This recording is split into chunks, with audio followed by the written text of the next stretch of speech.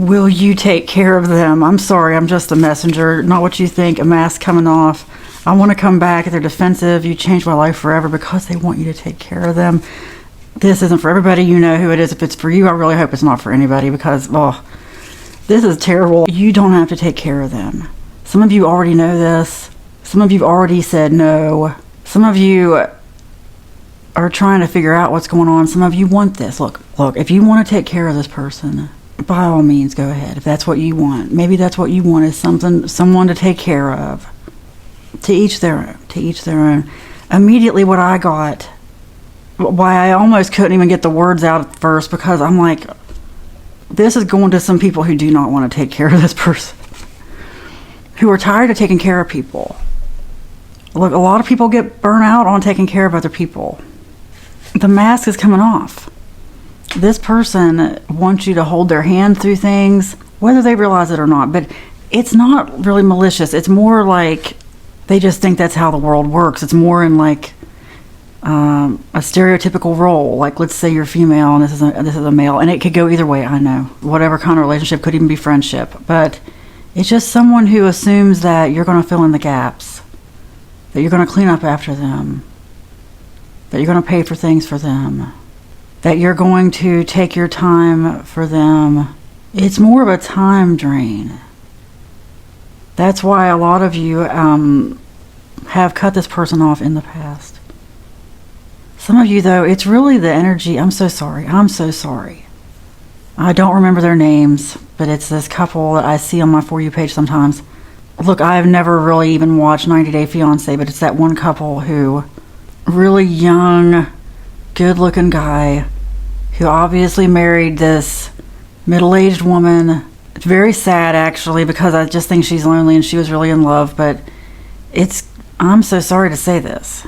This is going back several years. I just saw a video recently where they met up again. He had to get a divorce or an annulment. She did what he wanted her to do. At the wedding, he wouldn't even kiss her. Some of you know exactly who I'm talking about. He said it was a religious season in his country. Anyway, why is it giving that energy? I'm sorry to go on so long about 90 Day Fiancé. I don't think it's that exact situation. But there's something in it that is reminiscent of this situation. Defensive. Someone who didn't want to admit that they just were trying to get into the country or something. But I'm getting that there are actually real feelings. There are. Unlike the 90 Day Fiancé thing. So sorry. May she find love. May she find love. Poor woman. The entitlement, like I said, there are real feelings. But this person also just assumes, they have made a lot of assumptions. Okay, how about this? This is what I just got. If this person gets back into your life, if you're talking to them, if you never stop talking to them, whatever. Basically, if there's anyone in your life who may have some kind of ulterior motives, before you get into any kind of agreement, before anything happens, before anyone moves anywhere, before leases are signed, before your name is signed anywhere, make sure there are no assumptions, okay? No assumptions. I know that might be hard to do because how do you do that? How do you do that?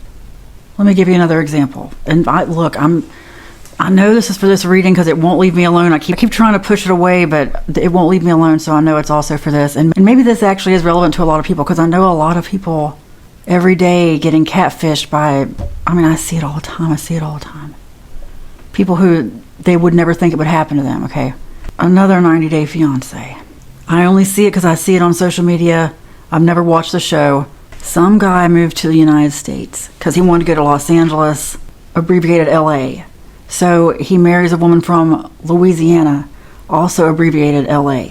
LA stands for Louisiana in the United States Postal Service, basically, and other places. But so I just see clips where he's so angry because he says, "Can't we move to LA? How far is it from here?" And she's like, "No, that's several days drive even." Like, people don't realize how big the United States is. Denmark is the size of Michigan, one of our states. Like, we are really 50 countries. Anyway, this guy assumed he was going to Los Angeles. Do you know how far it is from Louisiana to Los Angeles? And he said, "Well, can't we just move to Los Angeles from here?" And she's like, "No, we don't know anyone there." Okay? And then he gets angry. I don't know anything beyond that, but people in the comments are speculating that he thought that being from outside the United States, he thought LA and Los Angeles were the same thing, and he's trying to get to Los Angeles really bad. He confused Louisiana for Los Angeles, but the point is, assumptions, okay? Like if you marry someone and you're thinking you're moving to Louisiana, make sure that it's not Los Angeles you're trying to get to. You know what I mean? Like, really.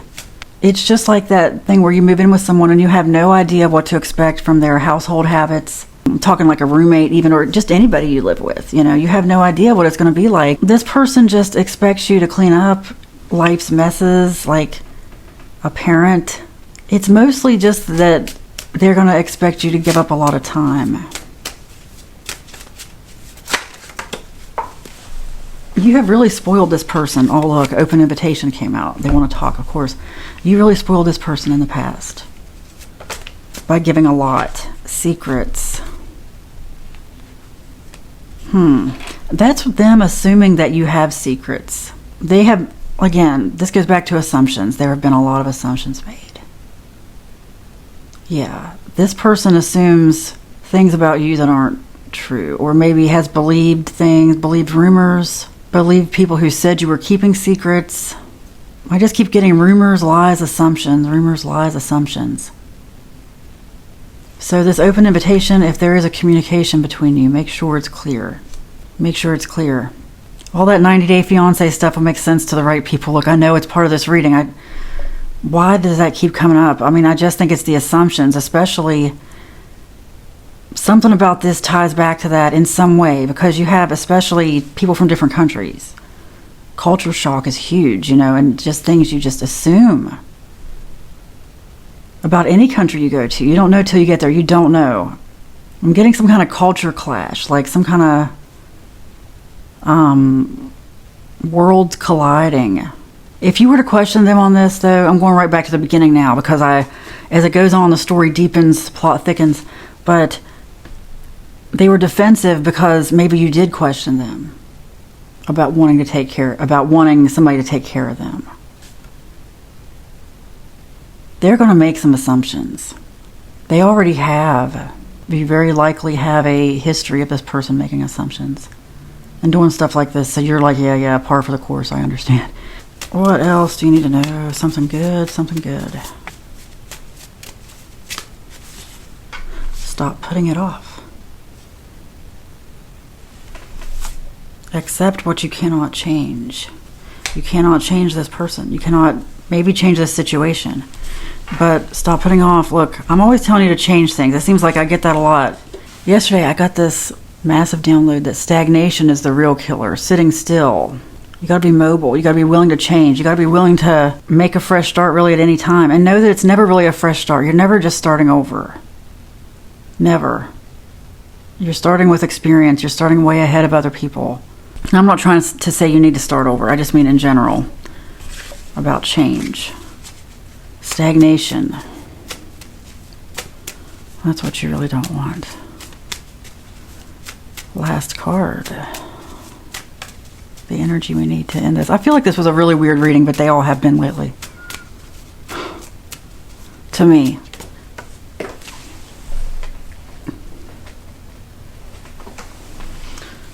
Money flows to you.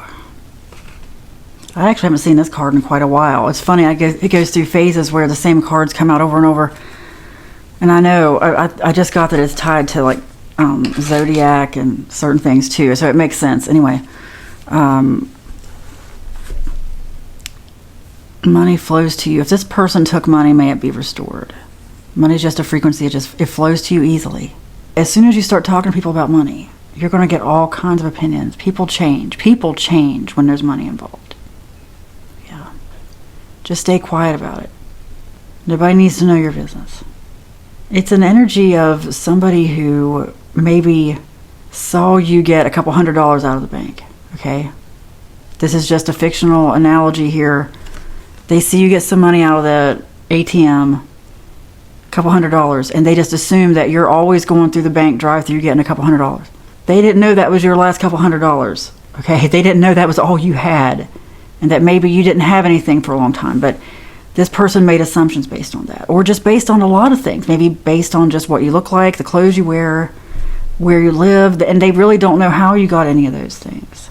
This person hasn't maybe lived much either. But I am getting this is probably to do with money or just something that they thought you could do for them, but that involved money, involved something at your expense, even time. May everything be restored to you, including energy, mental health. May you let go of any limiting beliefs about money. On that note, you hear me talk about Kevin Trudeau a lot. He's great. Follow him. Amazing spiritual teacher. I saw a video of his recently where he grew up in Catholic school and they were trying to say that money is evil. Money is the root of all evil. No, the Bible says that the love of money is the root of all evil. But he corrected the nun. She said, well, what about when Jesus rode in on a donkey? Like trying to imply that meant Jesus was poor. I guess even at a young age, he somehow knew this, that no, that actually meant a sign of wealth at the time. Riding in on a donkey was a big deal. It'd be like riding in on a Rolls Royce or something. Anyway, don't let anyone shame you, especially this, because someone might be trying to shame you, thinking you have money. Look, I know. A lot of us have been through that kind of thing. That's a red flag. If somebody's trying to shame you and trying to imply that you should give them something, asking for handouts, asking for free stuff, that's actually a massive red flag.